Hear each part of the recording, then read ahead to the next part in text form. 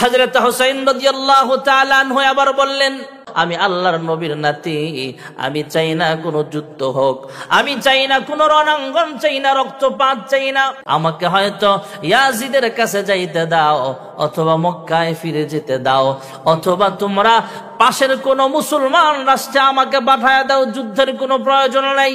তখনকার গভর্নর ডাক দিয়া কয়, যেহেতু হুসাইন চাচ্ছে ইয়াজিদের সঙ্গে দেখা করতে, সমঝোতা চাচ্ছে, কোনো যুদ্ধ চায় না, তাহলে হুসাইনকে আমরা ছাইরা দেই, সে হয়তো মক্কায় চলে যাক, অথবা ইয়াজিদের সঙ্গে দেখা করক, অসুবিধা নাই। সেই মিটিং এর ভিতরে একজন লোক ছিল, নাম ছিল সীমার। সীমার ডাক দিয়া কয়, হে গভর্নর, ইয়াজিদের লোক আপনি হয়া কিভাবে হুসাইনের পক্ষে কথা বলতেছেন? যেহেতু আমাদের ফাঁদে হুসাইন ধরা খাইছে, আবার হুসাইনকে যদি হত্যা না করেন, আমাদের ফাঁদ, আমাদের ব্যারিকেড থেকে যদি হুসাইন ছুটতে পারে, যেহেতু আল্লাহর নবীর নাতি, তার সমর্থন অনেক লোক আছে, ওরা কিন্তু আপনাকেও ছাড়বে না, আমাকেও ছাড়বে না। এইভাবে বলার পরে সবাই মিলে কথাবার্তার এক পর্যায়ে সীমার বলল, তাহলে হুসাইনকে হত্যা করা হবে। ওই এলাকার গভর্নর যে ছিল, সে ডাক দিয়া কয়, হে সীমার, তোমার বাহিনীও সেখানে পাঠানো হোক। কয়েক দেশের সেনাবাহিনীর কমান্ডার, পুলিশের কমান্ডার, দলীয় ক্যাডার যারা ছিল, সবাই মিলে হুসাইন রাদিয়াল্লাহু তাআলা আনহুর বাহিনীকে ঘেরাও করে ফেলছে। এমন ভাবে ঘেরাও করা হয়েছে, খাবার দাবারের ব্যবস্থাও করা হয় না, পানির বন্দোবস্তও করা হয় না। 50 জনের বা 500 জনের একটা বাহিনী ফুরাত নদীর তীরে দাঁড় করা রাখছে, হুসাইনের বাহিনী যাতে সেখান থেকে পানি পান করতে না পারে। হযরত হুসাইন রাদিয়াল্লাহু তাআলা আনহুর পক্ষেও তো কিছু মানুষ ছিল।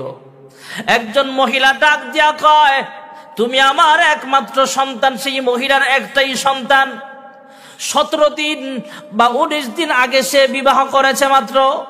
17 দিনের বিবি ঘরে আছে। এমন নওজোয়ান যুবকের উদ্দেশ্যে মা ডাক দিয়া কয়, এ সন্তান, আল্লাহর নবীর নাতি, আহলে বাইতের সদস্য, আল্লাহর নবীর নাতি, যার ব্যাপারে আল্লাহর হাবিব বলেছেন, সাইয়্যিদা শাবাবি আহলিল জান্নাহ, জান্নাতের যুবকদের সরদার, এই হুসাইন কারবালার ময়দানে যুদ্ধে লিপ্ত। হুসাইনকে ওরা মেরে ফেলবে। আমি চাই হাসরের কঠিন ময়দানে শহীদের মা হিসেবে যেন আল্লাহর কাঠ গড়ায় দাঁড়াইতে পারি, শহীদের মা হিসেবে যেন আল্লাহ আমাকে জান্নাতে সম্মানিত করে। হ্যাঁ সন্তান, তুমি যাও, হুসাইনের পক্ষে যুদ্ধে নামিয়া যাও। এবার ডাক দিয়া কয়, হে আম্মা জান। ছেলে ডাক দিয়া কয়, হে আম্মা জান, 17 দিনের বিবি আমার ঘরে আছে, তাহার কাছ থেকে অনুমতি নেওয়া প্রয়োজন। মা আর ছেলে বিবির কাছে গেল, যা বলে, হ্যাঁ বিবি, আমার মা চাচ্ছে হাসরের ময়দানে শহীদের মা হিসেবে দাঁড়াতে। আমি হুসাইনের পক্ষে যুদ্ধ করতে যাইতে চাই, তোমার অনুমতি চাই, তুমি কি বলো? বিবি ডাক দিয়া বলে, আমার একটা শর্ত হলো, আপনি যুদ্ধের ময়দানে যান, তবে জান্নাতে আমাকে ছাড়া যাওয়া যাবে না। সুবহানাল্লাহ, আর জোরে কও। এই নওজোয়ান যুবকটা এর মা সহ হযরত হুসাইনের সঙ্গে দেখা কইরা বললেন, এই শর্ত দিয়েছেন ওনার স্ত্রী, আমি আপনার পক্ষে যুদ্ধ করতে চাই। সেই নওজোয়ান যুবক সেই যুদ্ধে শহীদ হয়েছেন। যুদ্ধ করতে করতে হোসেনের পক্ষে তলোয়ারি চালাইতে চালাইতে যুদ্ধ করতে করতে শহীদ হয়েছেন। হুসাইনও সেদিন দোয়া করেছিলেন, আয় আল্লাহ, এই জান্নাতি মানুষ, এই যুবক আমার পক্ষে যুদ্ধ করতে চাচ্ছে, সে ভালো করে জানে এই যুদ্ধে এই লোকটাও শহীদ হয়ে যাবে। কারণ গোটা ইয়াজিদের বাহিনী তো বেশি, এখানে মুসলমানের সংখ্যা মাত্র 72 জন বা 82 জন, আর হাজার হাজার বাহিনী হলো ইয়াজিদের বাহিনী।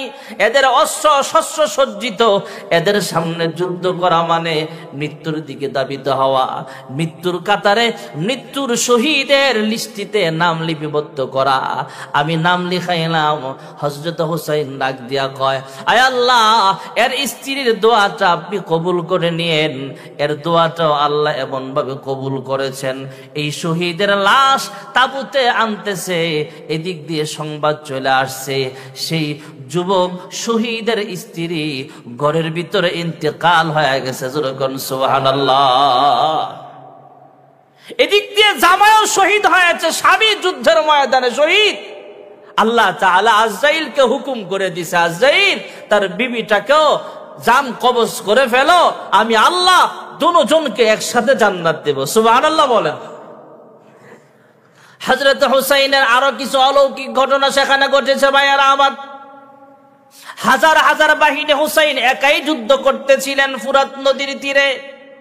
হযরত হুসাইন বাহিনী পাঠালেন, বাহিনী পাঠাইবার পর ওই 500 লোকের সাথে যুদ্ধ কইরা ফুরাত নদী থেকে পানি নিয়ে আসছে বাহিনী।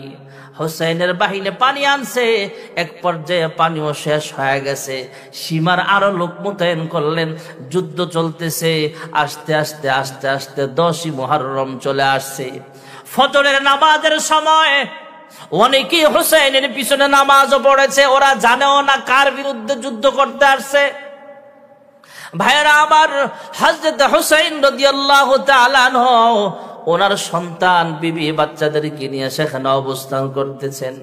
অস্ত্র শস্ত্র নাই, খাবার দাবার নাই, পানির ব্যবস্থাও নাই। হযরত হুসাইন সেখানে ডাক দিয়া কয়, আল্লাহর কাছে দোয়া করে, আয় আল্লাহ, যেই নবীর উসিলায়, যেই নবীর খাতিরে আপনি ফুরাত নদীর পানি বানিয়েছেন, ফুরাত নদী বানাইছেন, সেই নবীর নাতি আজকে পানি নাই, পানির ব্যবস্থা নাই।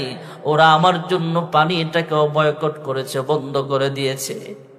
একজন বাহিনী, ইয়াজিদের সেনাবাহিনীর লোক সামনে আইসা ডাক দিয়া কয়, হ্যাঁ হুসাইন, ফুরাত নদীর পানির জোয়ার অনেক বেশি, পানি টলমল করতেছে, যাকে পানি দেওয়া হচ্ছে না পানি পিপাসায় কাতরাচ্ছে, এমন পানি পিপাসায় কাতরাচ্ছে, মানুষটার সামনে যখন বলবেন এই নাও ঠান্ডা পানি দেখা যায়, তখন তার মনের ভিতরে কষ্ট কমবে নাকি আরো বাড়বে? ভাইরা আমার, বন্ধুরা আমার, হযরত হুসাইন রাদিয়াল্লাহু তাআলা আনহু আল্লাহর কাছে দোয়া করলেন, আল্লাহ, ফুরাত নদীর পানিতে জোয়ার, এটা বইলা আমার মনের ভিতরে আরো কষ্ট দিল এই লোকটা। আল্লাহ তুমি বিচার করো। সঙ্গে সঙ্গে দেখা গেল এই লোকটা পানি পানি তৃষ্ণা বলে চিল্লাচ্ছে, আর তার লোকেরা পিছনে পিছনে পানি নিয়ে দৌড়াচ্ছে। তারপরও আল্লাহর গজবে ধরছে, পানি পিপাসা, পানি পান করার মতো সুযোগ হয় নাই। পানি পিপাসায় কাতরাতে কাতরাইতে এই লোকটা দুনিয়া থেকে বিদায় হয়ে গেছে। আল্লাহর নবীর নাতি হযরত হুসাইনের বদদুয়া সেখানেও কাজে লেগে গেছে। ভাইয়েরা আমার, আরেকটা লোক হুসাইন রাদিয়াল্লাহু তাআলা আনহুকে ক্রিটিসাইজ করছে, ঠাট্টা করছে। এই বইলা হযরত হুসাইন এক জায়গায় বসা, তিনি তলোয়ার নিয়ে হাজার হাজার বাহিনীর সাথে একাই লড়াই করতেছেন। সবাই শহীদ হয়ে গেছে। হুসাইনের ছেলেও মারা গেছে, 3 ছেলে বা 2 ছেলে এরাও মারা গেছে। সাকিনা মেয়েটাও মারা গেছে, ওনার বিবিও মারা গেছে, সবাই শহীদ হয়ে গেছে। হযরত হুসাইনের যুদ্ধে যারা ওনার পাশে দাঁড়ানোর কথা ছিল এরাও শুদ্ধ হয়ে গেছে।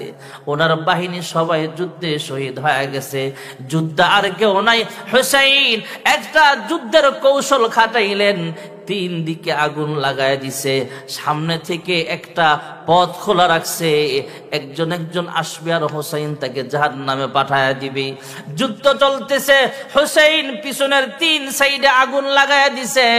এমনই মুহূর্তে একজন বেঈমান তথা সীমারের দলের লোক মুনাফিক আইসা কয়, কিরে হুসাইন, 3 দিকে আগুন লাগায় দিছো, জাহান্নামে যাওয়ার আগে বুঝি দুনিয়াতে আগুন দেখতেছো নাকি? নাউজুবিল্লাহ। হুসাইন মনে ক্ষুণ্ণ, উনি মন খারাপ, আল্লাহর কাছে দোয়া করে, আল্লাহ, আমার ব্যাপারে আমার নানাজি হাদিস বলেছেন আমি জান্নাতি, আর সে বলতেছে আমি নাকি জাহান্নামী। মন খারাপ করে ফেলছে। আল্লাহ তাআলা ওই লোকটার প্রতি এমন ভাবে গজব নাজিল কইরা দিছি, উনি একটা তখনকার যুগের যে প্রাইভেট কার ছিল, আমাদের যুগের প্রাইভেট কার আর তখনকার যুগের প্রাইভেট কার ছিল ভিন্ন। তখনকার যুগের প্রাইভেট কার ছিল দ্রুত গতিতে ঘোড়া যে চলতে পারতো, দামি ঘোড়া, দামি ঘোড়ার উপরে ছোট্ট একটা ভিআইপি ঘর বানাইতো, সেখান থেকে যুদ্ধ পরিচালনা করা হতো, এমন ভিআইপি ঘোড়ার ভিতরে বসা। আল্লাহ তাআলা ওই সৈনিকের উপরে এমন ভাবে গজব নাজিল করলেন, এর একটা পা নিচের দিকে রুখে গেছে। শেষাইতে ঘোড়াটাও দৌড়ায়, আর সে পা ঘোড়ার উপরে আর মাথাটা হলো নিচে। হেসরাইতে ওই হোসাইনের আগুন যেখানে লাগানো আছে সেখানে যায় ঘোড়াটা তাকে ফালায়া জাহান্নামে পাঠায়া দিছে। আল্লাহর নবী নাতি হোসাইনের দোয়াটা আল্লাহ কবুল করছে। সুবহানাল্লাহ। হযরত হোসাইন রাদিয়াল্লাহু তখনও বললেন, আরে আমি তো আল্লাহর নবীর নাতি, আমি তো তোমাদের সাথে যুদ্ধ করতে আসি নাই, আমি তো সমঝোতা চেয়েছিলাম, আমি তো ইচ্ছে করে আসি নাই। তোমরা বারবার আমার কাছে চিঠি লেখলা, আমরা ইয়াজিদকে খলিফা হিসেবে চাই না, আপনাকে চাই, আপনি কুফায় চলে আসেন। আমরা কয়েক লক্ষ মানুষ আপনার ভক্ত আছি, কিন্তু আজকে তোমরা আমাকে মারার জন্য সামনে চলে আসছা। আমি তো আসি নাই, আমি তো মেহমান।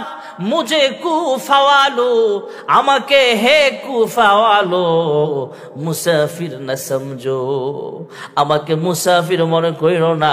মাই আয়া নেহি হো বুলায়া গয়া হো, আমি তো আসি না, আমাকে দাওয়াত দিয়ে ইনভাইট করে আনা হয়েছে।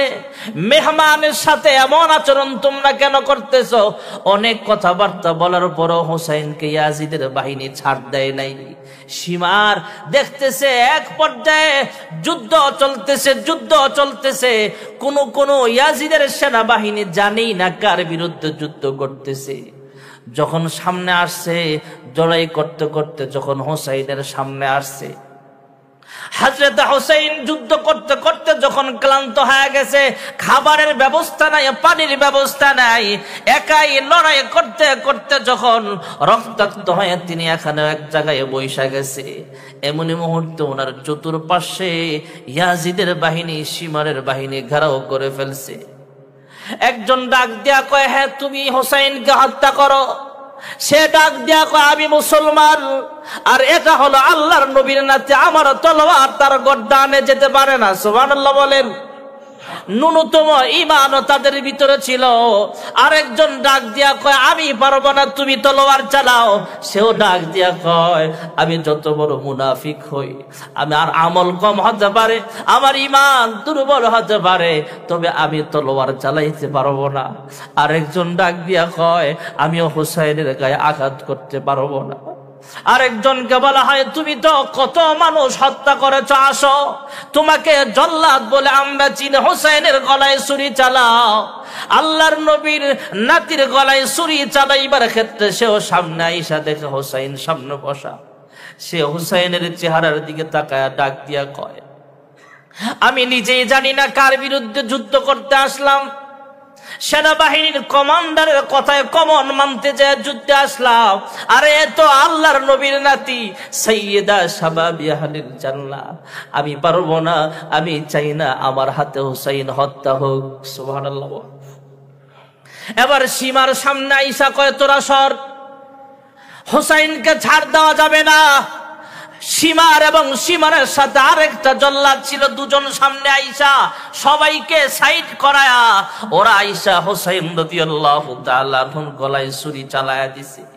গুরু যেমন জবে করে তলোয়ার দিয়া দেহ থেকে কেল্লাটা আলাদা করে দিছে। আল্লাহর নবীর নাতি হোসেন জান্নাতবাসী হয়ে গেছে। হোসেন রাদিয়াল্লাহু তাআলা আনহু যার হুকুমে হত্যা হয়েছিল সে হলো ইয়াজিদ। কিছুদিন যাওয়ার পরেই তার রাজনৈতিক একজন শত্রু ছিল, নাম ছিল মুখতার। কি নাম? মুখতার। সে মুখতারের সাথে যুদ্ধে বাঁধছে, যুদ্ধ লাগছে। রাজনৈতিক প্রতিহিংসার কারণে ইয়াজিদকে এমন ভাবে নির্মম ভাবে হত্যা করেছে। আল্লাহর নবীর নাতিকে তোরা হত্যা করেছিস, তোদেরকেও ছাড় দেওয়া হবে না। সেই মুখতারের বাহিনী, মুখতার আয়েশা সহ ইয়াজিদকে এমন ভাবে হত্যা করেছে, টুকরা টুকরা করে লাশ নদীতে ভাসায় দিছে, টুকরা টুকরা করা হয়েছে। আল্লাহর নবীর নাতিকে যারা হত্যা করেছে এদের সাথেও আল্লাহ এমন আচরণ করেছে। এরাও দুনিয়া থেকে বিদায় হয়ে গেছে। ভাইয়ারা আমার, বন্ধুরা আমার, বর্তমান জামানায় যারা ইয়া হুসাইন বলে শরীরে আঘাত করে মাতম করেছে, এবার এরা যেভাবে বিলাপ করে, এই লোকগুলো আসলে হুসাইনের পক্ষে যোদ্ধা ছিল না। এরা হুসাইনের কাছে চিঠি লিখছে, আপনি কুফায় আসেন। কুফায় যাওয়ার পরে ওনার পাশে ওরা দাঁড়ায় নাই। যুদ্ধের সময় ওরা ছিল না।